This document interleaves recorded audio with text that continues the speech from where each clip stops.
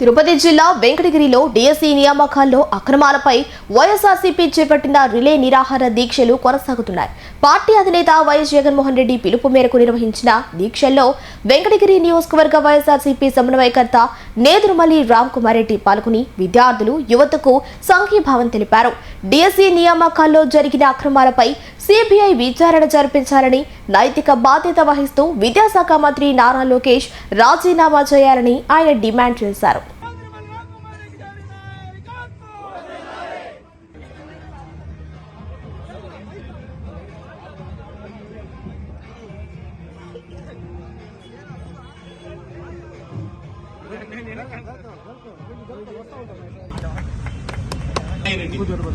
DSC టీచర్ల పోస్టుల నియామకాల్లో జరిగిన అవకతవకల మీద ఫీజు రియంబర్స్మెంట్ బకాయి పడ్డ విద్యార్థులకు ఇవ్వాల్సిన ఫీజులు ఇవ్వాల్సిందిగా కోరుతూ ఈ నిరాహార దీక్షలు మీటింగ్ పెట్టే ముందర నిరాహార దీక్ష చేస్తాము, వెంకటగిరిలో ఎక్కడ చేస్తామంటే మన ఎంఆర్ ఆఫీస్ పక్కన ఎప్పుడు మొదటి అలవాటు ఉంది. ఎవరైనా కూడా దాని కొత్తగా పర్మిషన్ అవసరం లేదు, ఎప్పుడు ఇక్కడే చేస్తామని.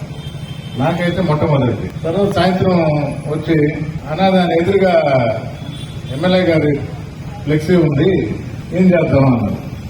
ఏం చేస్తామంటే వింటాడు, మంచిదే కదా అన్న. దానిలో ఇప్పుడు మనం కోరుతున్న అవకతవకలకి ఆ శాఖ మంత్రి అయినా చూస్తా ఉన్నాడు తీక్షణంగా. లోకేష్ గారు ఉన్నారు. ఆయన బర్తరఫ్ చేయాలంటే నిర్ణయం తీసుకోవాల్సిన ఆయన తండ్రి అయినా ముఖ్యమంత్రి అయినా చంద్రబాబు నాయుడు గారు నవ్వుతా ఉంటారు. అంటే ఆయన నవ్వు వేరే కారణం. నేను మాయ మాటలు చెప్పాను, మోసపు వాగ్దానాలు ఇచ్చాను, నిరుద్యోగులు ఇచ్చారు.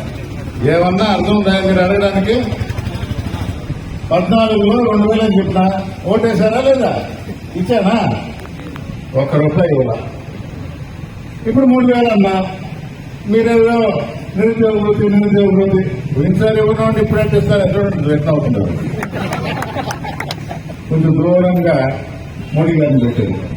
ఆయన తెలుసు అసలు అక్కడ చూడండి, చాలా స్పష్టంగా నాకు తెలుసు అంటున్నాడు. పోయినసారే ఈ తెలుగుదేశం మోసం చేసింది. అందుకని మేనిఫెస్టోలో నా బొమ్మ ఉండకూడదు అన్నారు. ఇప్పుడే సార్ చెప్పారు.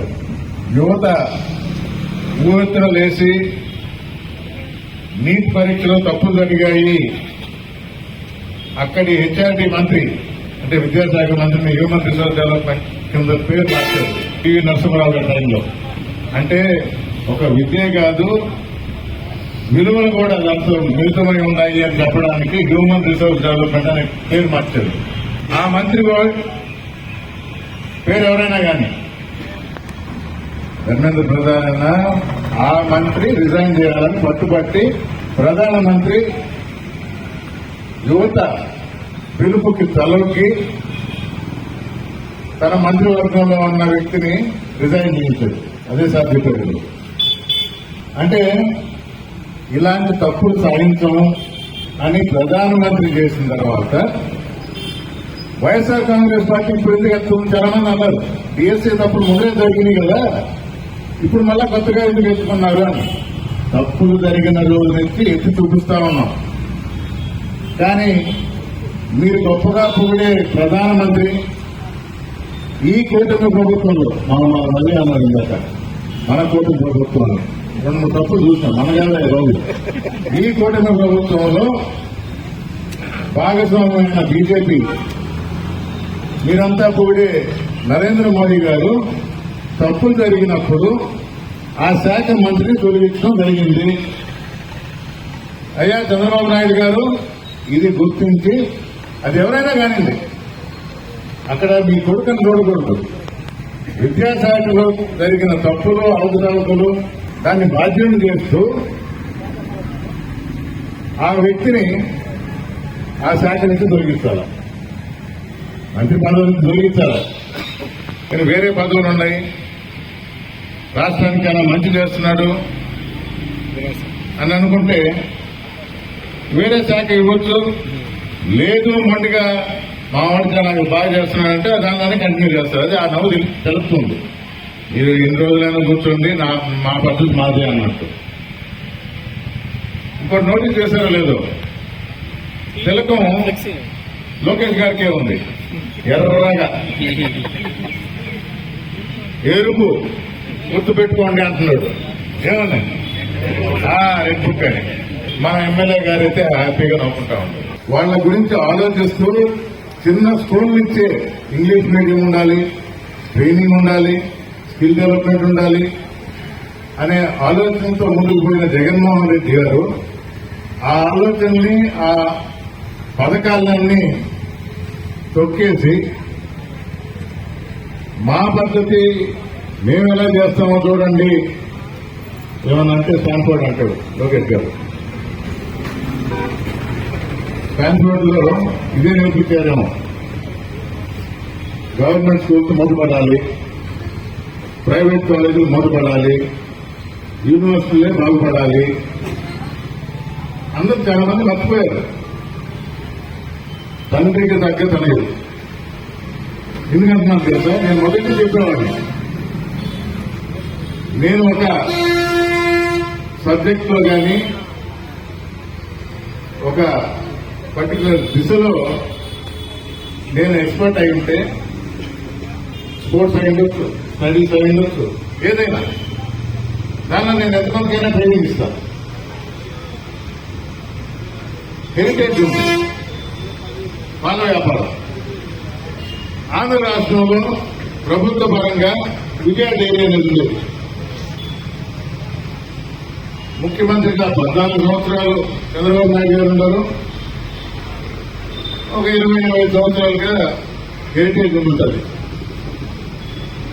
మరి హెరిటేజ్ ఎక్కడ ఉంది? ఇప్పుడు విజయ డైరీ ఎక్కడ ఉంది? ప్రభుత్వం ఆధీనంలో ఉన్న విజయ డైరీ మూతపడింది, ప్రైవేట్ గా ఉన్న హెరిటేజ్ ఏమో ఆంధ్రలో వచ్చింది. మీ ఆధ్వర్యంలోనే రెండు నచ్చినాయి. చాలా క్లియర్ గా ఉంది. ప్రైవేట్ వాళ్ళు బాగుపడాలి. మొన్న పాలిటెక్నిక్ లో పిల్లలు చదివి 3 సంవత్సరాల్లో ఉద్యోగాలు సాధిస్తున్నారు. మీరు కొత్తగా స్కిల్ డెవలప్మెంట్ అవసరం లేదు. ప్రతి ఒక్క విద్యార్థి 3 సంవత్సరాల్లో ఉద్యోగాలు సాధిస్తున్నారు. సీట్లు పెంచని కూడా కొత్త కాలేజీని ఒప్పుకోమన్నారు. కారణం ఏంటంటే భారం.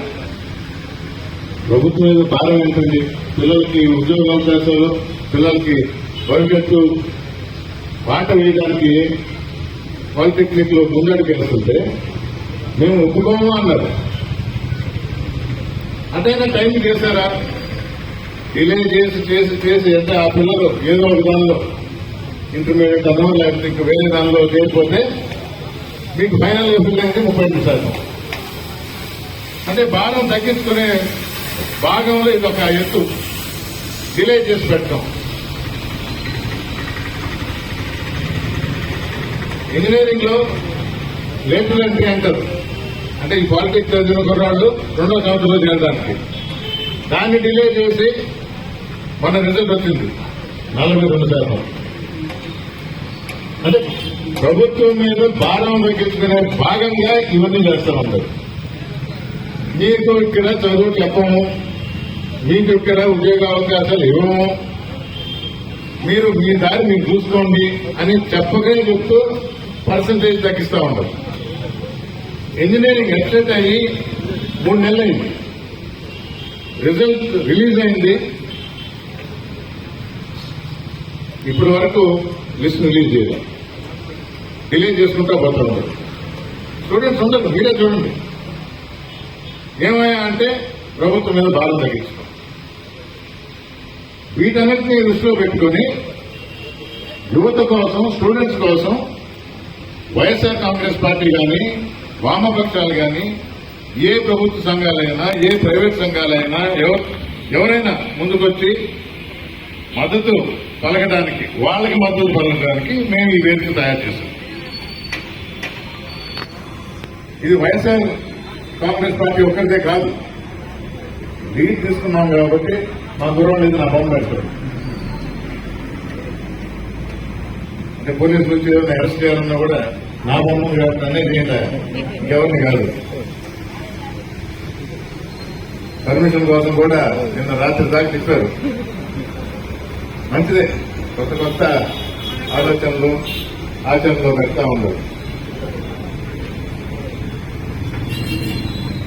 డిఎస్సీ టీచర్ పోస్ట్ లో జరిగిన అవకతవకలు సార్ క్లియర్ గా ఎక్స్ప్లెయిన్ చేశారు. డేట్లతో సహా ఎన్ని పోస్టులు ఎలా చేశారు, ఏ రోజు ఏ జీవో ఇచ్చారు, ఆ జీవోని మళ్ళా ఎలా వెనక్కి తీసుకున్నారు. కేంద్ర స్థాయిలో పథకం సాధిస్తే దానికి ఫస్ట్ ప్రిఫరెన్స్, రాష్ట్ర స్థాయిలో తర్వాత, యూనివర్సిటీ స్థాయిలో తర్వాత, ఇవన్నీ గాలికి వదిలి పార్టిసిపేట్ చేస్తే, ఆ పార్టిసిపేట్ చేశారని ఎవరిస్తారు లెటరు? శాప్ చైర్మన్ ఇస్తారు. అంటే అసలు ఆ పార్టిసిపేట్ కూడా లేదు. లేని దాన్ని అతను మనకు మెడికల్ సర్టిఫికేట్ ఇస్తారు చూడండి, 100 రూపాయలకి. నేను వినింది 15-20 లక్షలు అంట.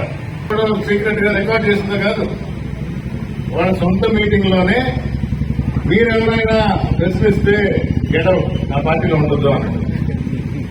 నేను నడిపిస్తే మీరు నడవండి. మంచిదే, ఆయన పార్టీ, ఆయన ఇష్టం, ఎవరు అడగడానికి లేదు, అది వారి ఇష్టం.